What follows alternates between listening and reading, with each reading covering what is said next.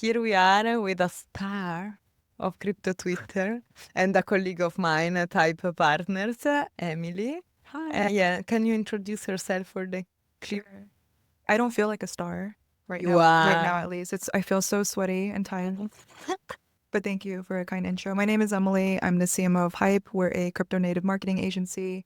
I've been in marketing essentially my whole career, so 8 or 9 years now, and I've been full time at Hype for the last 4 years.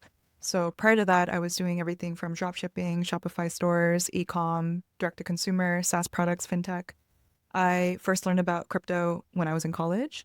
And when I saw Hype post a job offer or job description 4 years ago, I was like, oh, this is crypto and Yeah, so marketing Hype is combined. your very first job. I didn't Yeah, know. I've been here 4 years. Nice. And that's amazing because actually, I think the agency is like, you can learn a lot. It's like a school. For sure. I think about how in crypto or in Web3, being in an agency, at least for me, feels a lot more safe. Yeah. Whereas in Web2, yes, you can pick up a ton of skills anywhere in an agency setting. But in crypto, there's not many mature companies and a lot of things are very experimental. But also in the big ones who are like not no more in the experimental phase, it's not safe as well. Even Exactly. worse because Yeah. the first thing they blame, I tell you, when things are going wrong is marketing, and so they cut But that's why I'm marketing. saying I've always felt more job security at True. an agency That's because true. we've seen that, right? Yeah. My first year was huge ecosystems, Yeah. and second year was a lot of infra and Yeah. DevRel, and now earlier this year it's been a mix. Now we have a lot of AI, Yeah, but a lot earlier it of was AI. L2s, Yeah. and so now it's changing even a lot faster than it Yeah, used to. it's interesting. For example, I have spent a lot of my career, crypto career in DeFi, Yeah. in projects, big projects, ecosystems.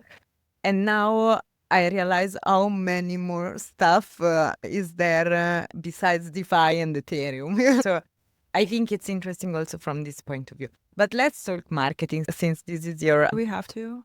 no. Okay. We can't talk. We can't talk about marketing.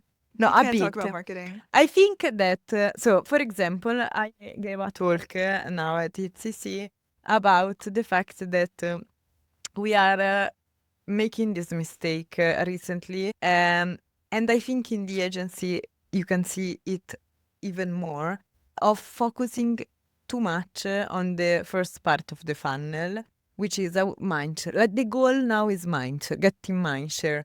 This can't be the goal. Okay. I think it's shifted a little bit. You're At least like what I really? feel coming from the last few conferences.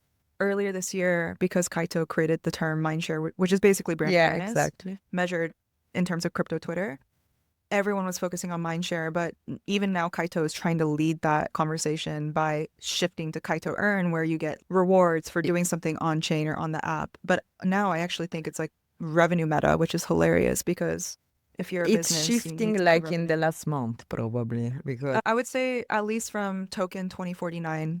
really? Yeah. Because, for example, I agree. Kaito, I think, is doing a good job. But, for example, these campaigns that we saw a lot recently, the yaps, the snaps, the problem is twofold, in my opinion, from the project's point of view and from the people who want to participate in these campaigns as yappers.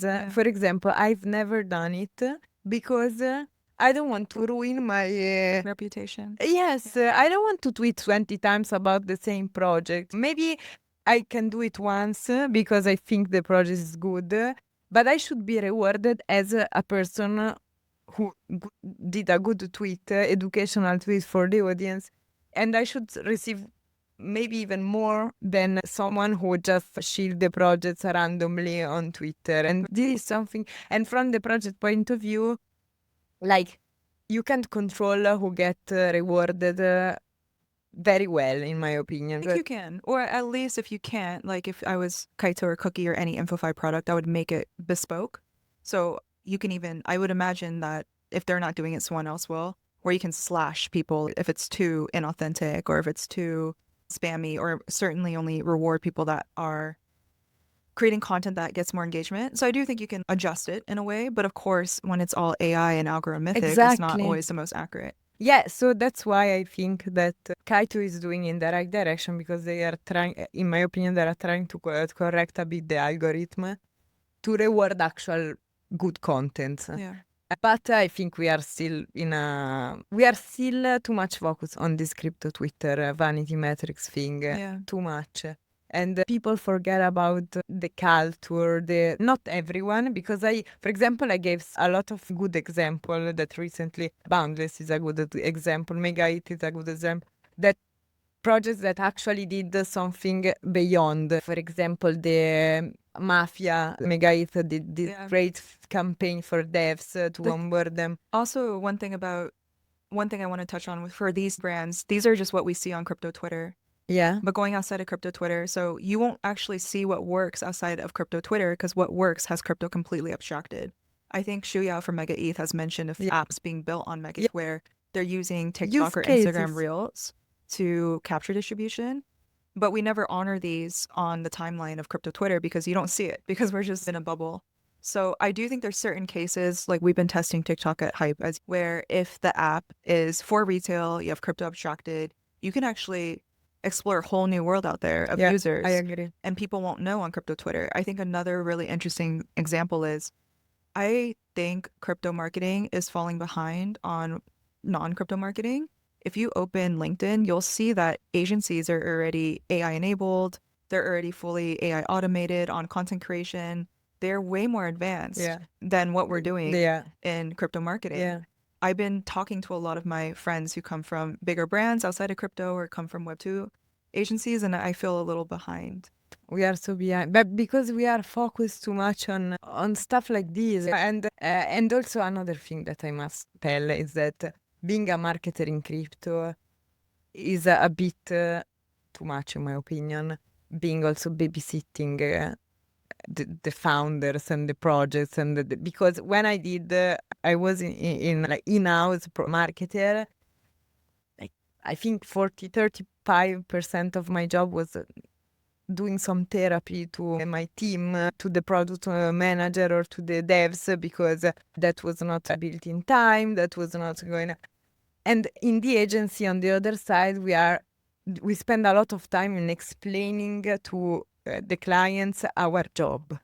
Yeah. Which is something that outside you don't need to do that much, in my opinion. So we spend a lot of time in doing this kind of things versus building AI, what we are doing, and I'm very proud of it. Let's see if we are. But for example, TikTok is an example. We at Hype are pioneering this, because when I talk around, some projects tried it, but we are probably one of the first agencies that give it as a service to clients.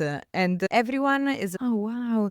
But one thing that they told me at IT Milan, but opening a TikTok account is another account to manage. And I said, no, you're not creating your profile.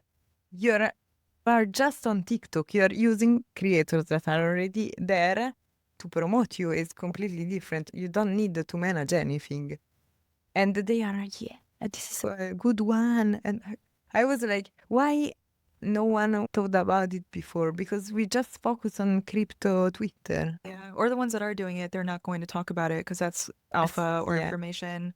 I can think of at least 2 companies I look up to in this space that are a crypto app that have done this, and they're not going to share why or how, because the more it becomes saturated, the less your ROAS or your conversion rate will be. It's happening heavily in non-crypto marketing already. And also, I think to talk on whether it's TikTok or Instagram or LinkedIn, there's multiple strategies, right? I think some people automatically default to thinking of, oh, this is a brand page. And that is something we can offer. Coinbase surprisingly has a pretty good, I was looking at their stats on TikTok. They actually get some good pull even on educational videos. I don't know if they're boosting these videos on TikTok, but I was seeing some that I was surprised had 300,000 views or so. Yeah. But I think what you're speaking of and what we usually tell clients that we recommend is to do this high volume UGC creators where the creators are, or us, we're managing these accounts for them. And it's really just a high volume narrative play. Exactly. And you can do this across any channel. There is just some blockers with how do you set the accounts up, how do you manage them at scale. which I'm pretty excited Yeah, I know. nerding out about. But this is just a rendition of Yeah. influencer marketing, which Yeah. was It's the next step of KOLs. It's not KOLs because it's the next step, which is, in my opinion, a middle ground between KOLs, influencers, and amplification tactics. Because again, KOLs. What do you think about KOLs? I think a lot of things. I think it depends on how you define a KOL. What do Because you think? Who do you think is a KOL? I think anyone who has some type of pull on any social channel can be I a agree. KOL. But I think sometimes people box it into, I don't know, a follower count or someone that proclaims to be a KOL. Literally anyone is a creator can be a KOL I these agree. days. And in my opinion, recently I heard about this like tactic of projects who, instead of paying rounds of KOLs, they hired 4, 5 small KOLs with a specific target base, as for example our friend Diana, no? Hired by a project, and they focus on your project. They become basically ambassador. They are great content creators. So I think this is the new wave. It's funny you say that because this is so old in Web 2. 3 years ago in e-commerce marketing, they were already shifting from paying, say, Kardashians Yeah. to then micro niche That's true. influencers to then actually moving into how Yeah. do we get a few brand ambassadors on Yeah. the retainer. On Instagram. It's Yeah. also better for creators because they get recurring revenue Yeah. and income. So I think there's actually a lot to look and be inspired by in non-crypto marketing, but it requires us to step outside of that. I think in 2021, when I joined Hype, we started paid ads.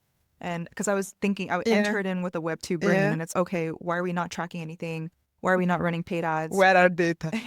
And then we very quickly learned, okay, maybe it's not ready for paid ads yet. But now I see things swinging back. And I do think there is a future where we're going to see a lot more Web 2 talent come Yeah. in because the space is maturing in terms of tactics and marketing. Yeah. And we're also going to see a lot of projects flush out. That's inevitable. And I do think it's going to be more pertinent to hire senior marketers or skilled marketers. And usually these are marketers that have some expertise in, they came from like a Web 2 a marketing background.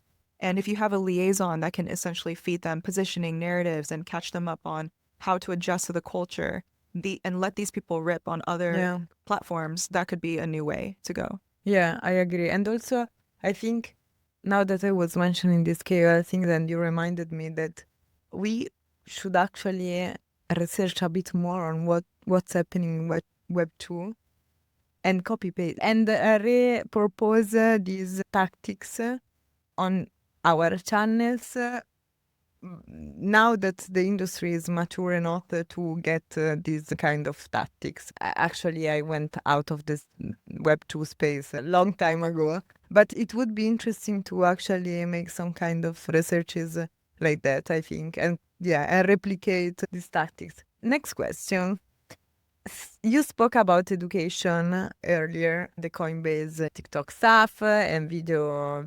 We see a lot of these contents on the web, on the crypto Twitter, but also outside the crypto Twitter that are I know you are also contributing to. So I wanted to learn more about your passion for educating, because I appreciate a lot that you, every time you speak at an event, then you go back to your desk and basically either remake the presentation if they didn't record, or unpack all the what you said and for the digital audience, basically. So this is super good. But what else do you do? And if you want to like Sheila bit what you do in terms of education, it's So thank you. First off, I like to repurpose what I say on stages or keynotes or panels because I think that often gets lost. yeah, it's And also people learn and retain information in different ways. Sometimes people like to read more or watch something more or have some visual element.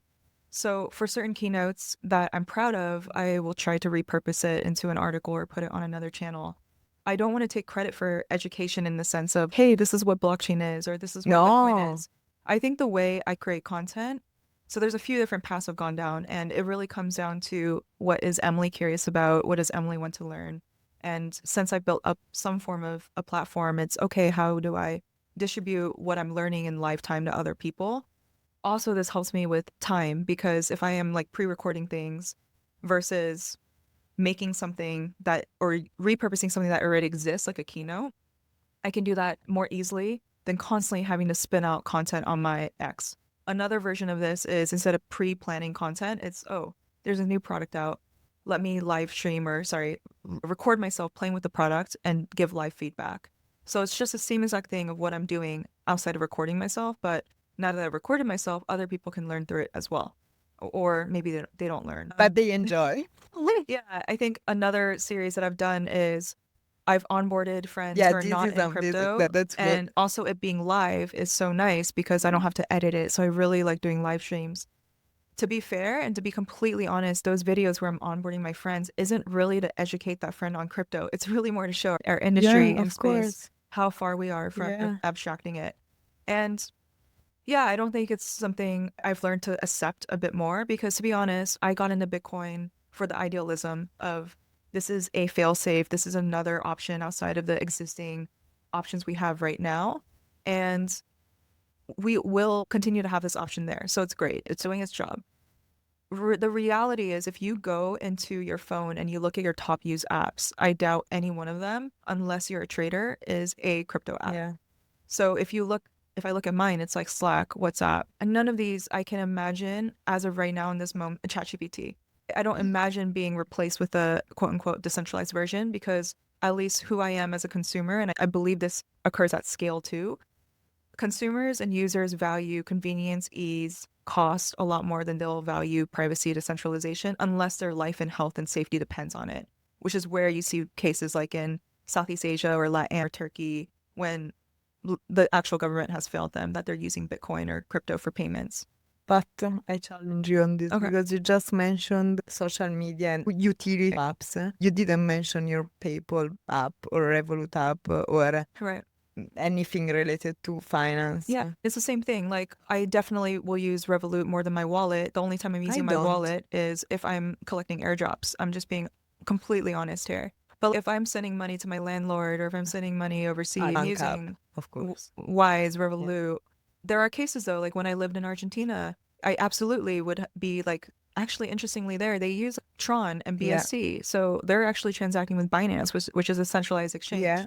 Maybe some Trust Wallet, but I think for day to day, at least being privileged to live in the West, I'm not really using crypto on a day to day basis in the sense of the same way with my Web2 apps. Yeah, that's why the previous talk we had here was with Zach from Stable Summit, and my favorite use case for DeFi is always stablecoin and like the emerging countries, because this is the use case really, like where they actually use the thing which is in this case the stablecoin or the exchange or the app where you hold the stablecoins, etc., and not to get richer, the traders. This is not a mass use cases where we can onboard masses as we should focus on. But yeah, I agree with you. Like we need, in my opinion, to go back to this ancient purpose of building something that is useful, actually, and not that is wanted, that is useful, necessary. And to go off of this and to riff off of you, because I agree, like stablecoins, no doubt, is the one thing on a chart that has gone up. TVL has gone down this cycle versus last, but stablecoins are going up. But I see both sides of, okay, stablecoins are bringing adoption, but on the flip side, it's also, this is just digital dollarization in the whole entire world. Yeah. And the top stablecoins that are trusted today are coming from centralized companies. Yeah. So I think it depends on how you look at it. Emily, as a user and consumer, if I just go through my day-to-day, I still value certain preferences. Yes, I may use stablecoins myself because I have a way higher yield than US bonds at the moment. However, if I go back to Emily in her college dorm room talking about or reading about the Bitcoin white paper and seeing the words like privacy, it also feels to get to the mass adoption that we all tout for, we're also moving into a direction of it's just a new version of TradFi. Now, it's not so black and white like that. I do believe we're going into a multi-fragmented world where there's going to be options for everyone. If you want to go fully off-grid, amazing, you'll have an option for that. Yeah. If you want to be fully private, you'll have an option for that. So it's hard to talk about these things in absolutes. But yeah, that's how I speak about my optimism of the space because yes, it's growing. Is it always growing in a direction you expect? No. But are we always moving in a direction with more choice? Yes. So there's positive and negative. What I personally care about the most, which is what is aligned with my values, is I have sovereignty and choice. And again, that comes from a place of privilege. If I grew up in a different country, I may already be way more restricted than being in the US. And I do think technology gives us that form of access. It's not even crypto, right? Like with AI, you can choose Anthropic or Google's model, or now Meta just hired a ton of researchers for their AI model, or GPT or open source. So I just like the idea of technology innovating and providing us so many different options and choices into this world I see us moving into that is going to be a lot more multi-fragmented. Yeah, so are you excited about the future? Currently, right Or now, more? I think currently in this state, I'm so tired that I'm excited to just get some rest after ECC. I think overall, there's things I'm excited for and also things that I don't love seeing the direction the world is going into. But if I just focus on my own sovereignty, I'm excited. I feel really lucky. I feel really lucky and grateful to work in crypto, to be able to be remote, Yeah. to be able to have my health and mobility. I think humans are really resilient and we will adapt, or at least I view myself as that. And I also view my community that way. So there's a lot of things I'm excited by, but I also think there's a lot of things that I'm concerned about. Scared. Yeah, me. Not scared, but more concerned. I think if I had kids, for example, I'd be even more concerned. Yeah. So that's a signal of how I feel about the that's state of the true. world. Yeah, but yeah, let's stay optimistic. And we love Right. crypto, we love DeFi, we love VC. I love choice. I love that technology is moving really fast. I think AI is super interesting and there's so Yeah, many use developments there. cases. And I think it's really cool that I've gotten to see you in so many different places because working in crypto allows that. And I just think that crypto is another option. And the more options we have, the more people can exercise their free will and be less restricted. True. Okay, let's close with something less intense for the Web3 SpaghettETH radio, which is, What's your favorite pasta? what's your favorite pasta? I'm not a huge pasta fan. Okay, I was asking you. What's your favorite Italian food? Oh, the red shrimps in the Mediterranean, the raw red shrimps. Oh, yeah. What are those called? Scampi. But the ones that are red and you eat them raw, Scampi. scampi. Yeah. Oh, those are my favorite. Yeah, but don't go to the north and eat this stuff. Yeah, no, only in the Otherwise, south. yeah, exactly. And the last question. If you need to give, since we are here with a lot of projects, these are well known, but if you need to give one sentence marketing advice to a project who are going to market. Talk to your users, and your users don't necessarily mean your friends, your family, or people that like you. So talk to your actual users. And maybe you don't know who your users are, so just talk to as many strangers as you can in the beginning. Yeah. User research. Yes. But not your friends or family, because they're biased. And not you in your basement, guys. Since we are on a radio frequency. I can't sing. I'm so No. make me sing. I'm not asking you to sing, but if you need to choose a soundtrack for ECC, what would it be? For ECC, probably I'm thinking of music that I want to listen to right now. I don't know, some piano like Ludovico. Just something calm. Nuvole bianche. Yes, there we go. Noise canceling going through the booths. Thanks. You may tell I'm tired.